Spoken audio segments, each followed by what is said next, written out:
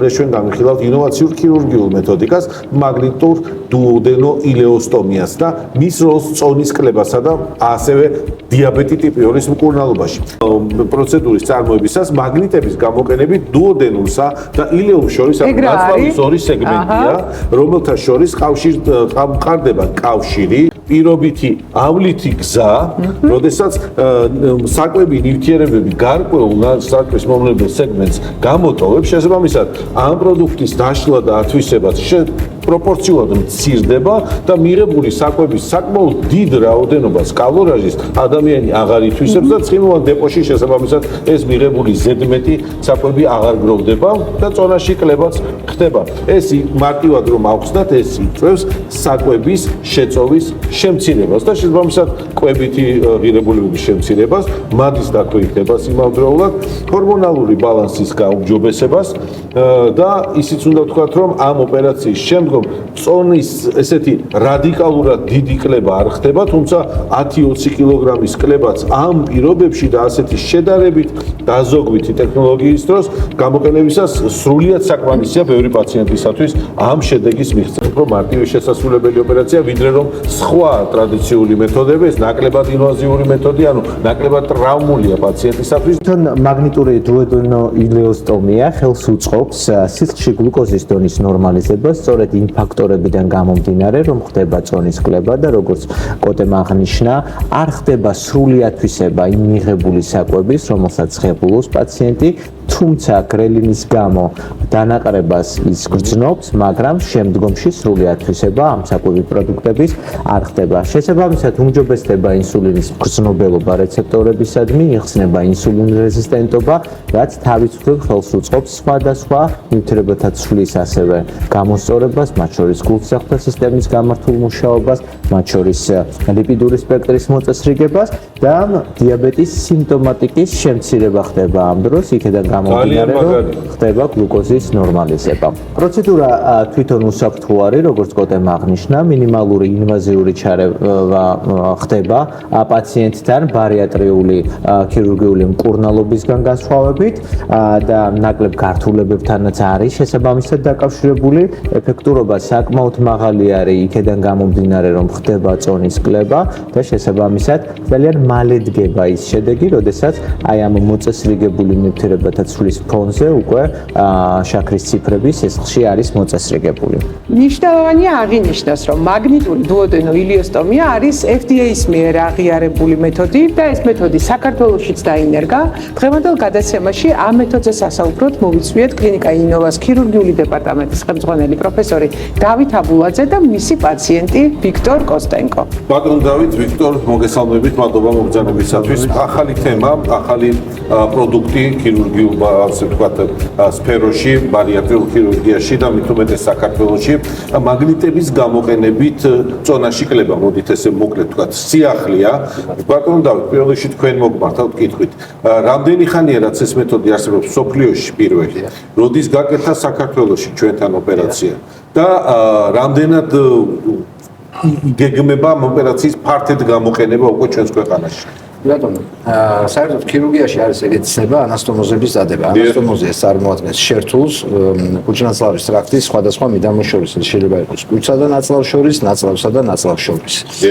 და შესაბამისად, როგორც წესი, ანასტომოზები ხდება ხოლმე სტანდარტულად, როდესაც იკვეთება, თქვათ, სანათური კუჭის ან ნაწლავის და მე ხდება მათი ერთმანეთზე მიკერება. ჩვეულებრივად, რომელიც უშუალოდ ოპერაციის დროს ხდება, მაგრამ ჯერ კიდევ 60-იანი წლებიდან იყო ეგეთი თემატიკა, რომ შესაძლებელია იმ წუთში არ გჭირდებოდეს ჩვენ ამ შერთულის დადება, არამედ ცოტა მოგვიანებით მოხდეს, სხვადასხვა თქვათ პალიატიური ოპერაციების დროს, ცოტა რთულ პაციენტებში თუ ასე შემდეგ, რომელიც გაცილებით ნაკლებ არა პრაქტიკულად გამორიცხავს ისეთ გართულებებს, როდესაც როგორც არის თქვა სისტენა ნაკერების უკმარისობა. მაშინ როცა მაშინვე არ ჭრიდა არ კვეთავ ნაწლავს, არამედ დროთა განმავლობაში რაღაც სხვადასხვა მექანიზმებით ხდება ამ შერთულის ჩამოყალიბება და ერთ-ერთი ესეთი მექანიზმი არის მაგნიტების გამოყენება. ანუ კერძოდ, ერთი მაგნიტი თავსდება ერთ სანათურში, თქვა იგივე კუჭის ან ნაწლავის,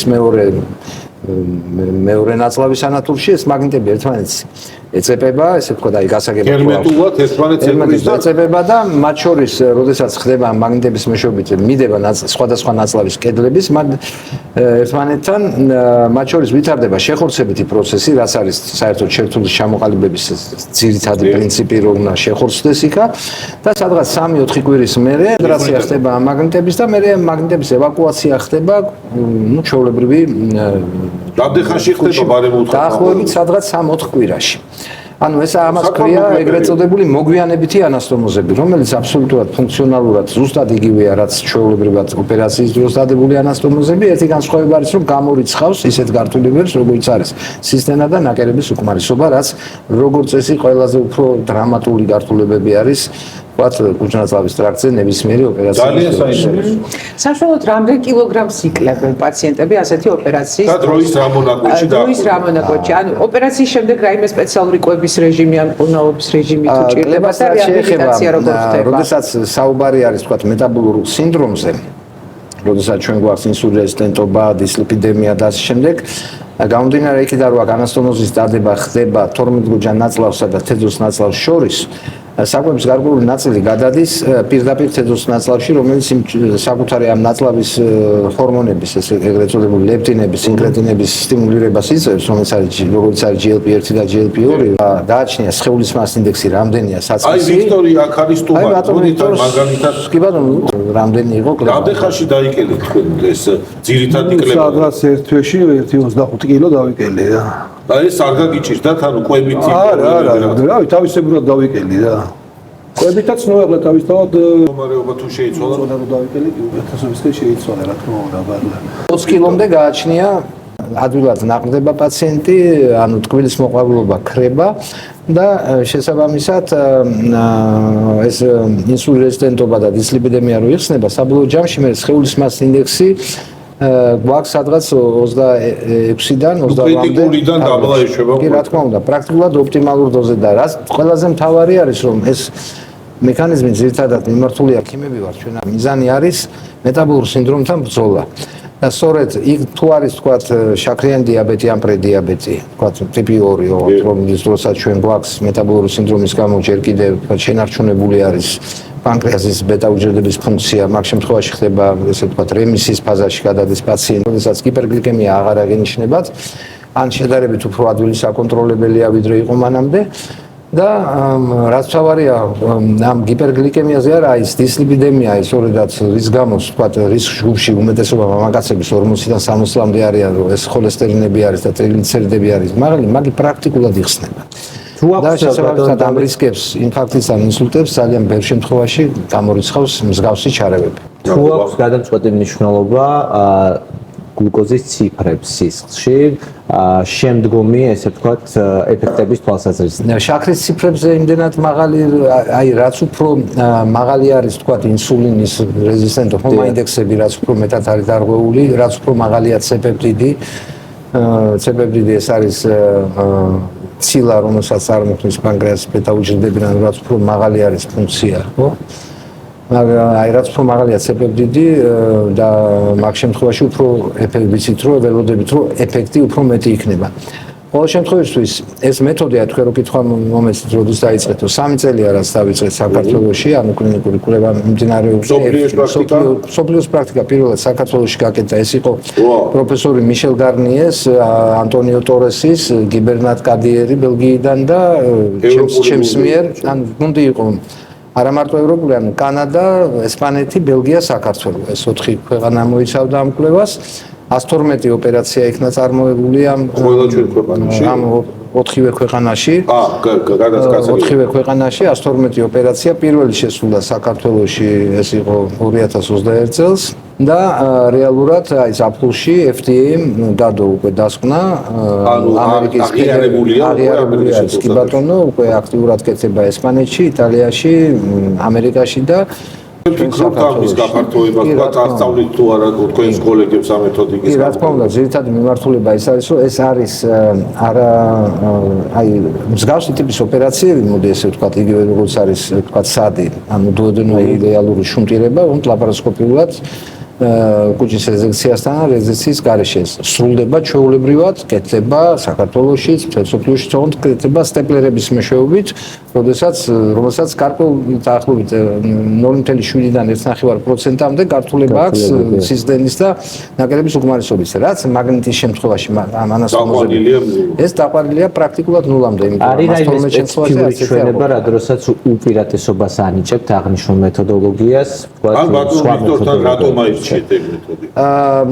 გამომდინარე იქიდან, რომ ბატონ ვიქტორს თავიდანვე არ ქონდა ისეთი მასის ინდექსი, რომ ჩვენი კუჭის მოჭრა დაგჭირდებოდა, პრაქტიკულად არ მოხდა კუჭის მოჭრის გარეშე, ანუ პრაქტიკულად ამ კალორაჟის შემცირების გარეშე, მხოლოდ ანასტომოზის დადება, რამაც მოგცა მსგავსი ეფექტი, ანუ ეს მეთოდი გამოიყენება, უმჯობესია გამოიყენებული იქნას ისეთ პაციენტებში, სადაც ჩვენ ვთქვათ, მკვეთრი კალორაჟის შემცირება არ გვჭირდება. იმისათვის, რომ სადაც მხოლოდ მეტაბოლური სინდრომია ჯერ მორბიდული სიმსუქნის გარეშე, იმიტომ რომ იქ როდესაც მორბიდულ სიმსუქნეზეა ლაბარაკი, ანუ სხეულის მასის ინდექსი ვთქვათ 35-ს აჭარბებს, ხო? მაშინ იქ უკვე ესე ვთქვათ პაციენტის არჩევანი არის. უსაფრთხოების თვალსაზრისით, რა თქმა უნდა, უფრო უსაფრთხოარი მოჭრასთან ერთად იქ ანასტომოზის დადება თუ მოხდება, ვთქვათ, ბიპარციალური რეზექცია თუ კეთდება 12 გოჯასა და წვრილნაცვალს შორის, ან კურსსა და წვრილნაცვალს შორის, მაგნიტის გამოყენება, იმიტომ რომ უსაფრთხოების თვალსაზრისით უფრო მაღალია. თუმცა თუ არის საუბარი, რომ ჩვენ კუჭის მოჭრა არ გვჭირდება და გვჭირდება მხოლოდ ანასტომოზის დადება და მხოლოდ უშუალოდ მაშინ, რა თქმა უნდა, პლუს მეორე კიდე რომ პრაქტიკულად უნახევრდებათ ამ მთლიანად უწყდებათ იმ პრეპარატების მიღება, რომელიცაც შაქარს დიაბეტს ებრძვიან ან მეტაბოლურ სინდრომს ებრძვიან. ამ ეტაპზე მხოლოდ დინობაში სრულდება. ჯერჯერობით მხოლოდ ჩვენი გუნდი ასრულებს ამ ოპერაციას.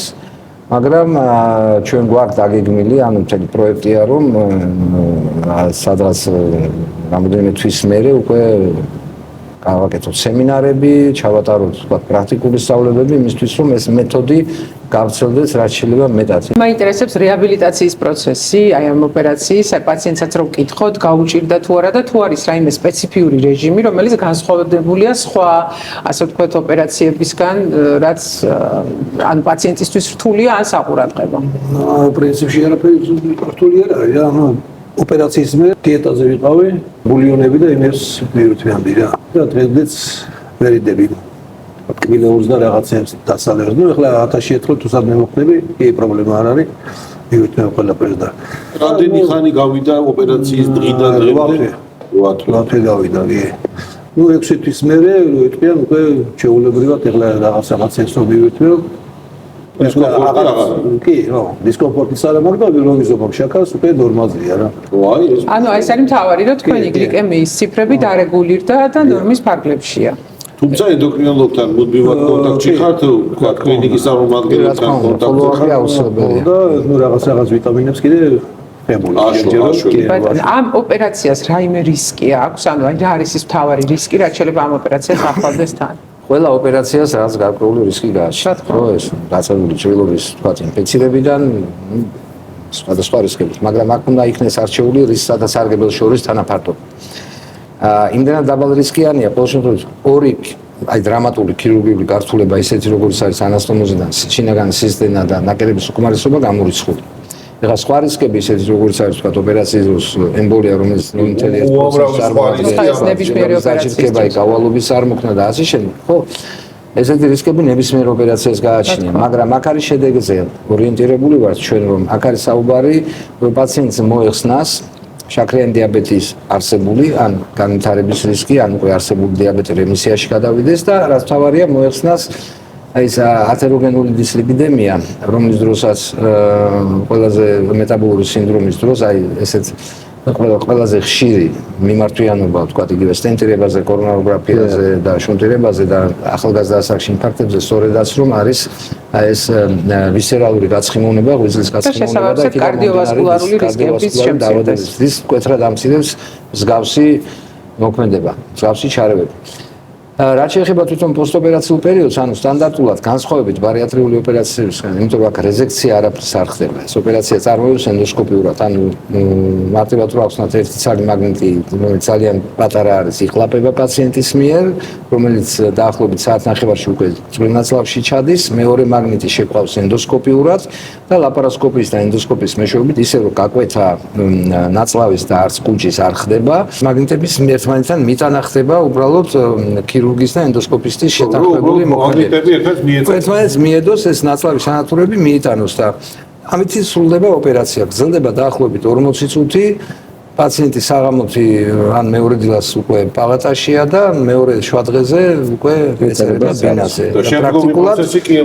პრაქტიკულად ნუ სამ კვირაში თვეოდის და ვნახულობთ რომ უკვე მაგნიტი დაძრულია, ანუ ანასტომოზი გახსნილია და დაახლოებით 24 საათში მერე ხდება ევაკუაცია კუჭის მოქმედებასთან ერთად იმ მაგნიტების. ანუ რეალურად ერთადერთი რაც ვაფრთხილებთ რომ ამ სამი კვირის განმავლობაში სანამ მაგნიტები არ გამოვაგარეთ, რომ ისეთი კვლევა როგორც აი მაგნიტური რეზონანსული ტომოგრაფია ან თქვა საზღვარზე გასვლა უწევს და იქ უნდა გაიაროს დეტექტორში ვაძლევთ საბუთს რომ მასთან შეხვეულია ორგანიზმში და შესაბამისად მაგას უნდა მოერიდოს. სხვა მეტი არაფერი. ძალიან საინტერესო ტექნოლოგია. ძალიან საინტერესო.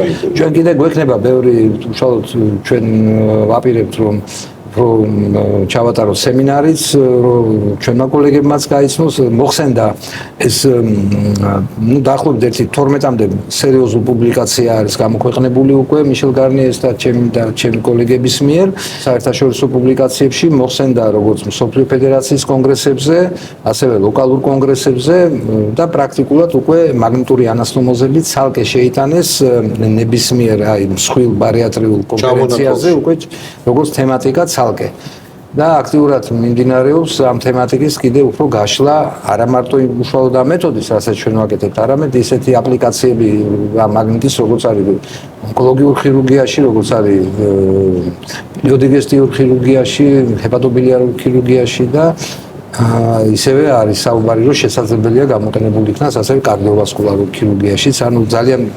ნანოტექნოლოგიებით არის ეს მაგნიტები, როგორც დამზადებული, ძალიან დიდი პერსპექტივა. პერსპექტივა დიდია, კი ბატონო. ძალიან დიდი მადლობა ბატონ დავით, ბატონ ვიქტორ, წარმატებები, მართლაც ძალიან მნიშვნელოვანია ესეთი ინოვაციების დანერგვა ისეთ ქვეყნებში, როგორც ჩვენი ქვეყანა, სადაც ჭარბიწონა სამწუხაროდ საკმაოდ ისეთ წონიან ადგილს იკავებს და ეს შეღავათია ბევრი ადამიანისთვის, ტიპი 2 დიაბეტის.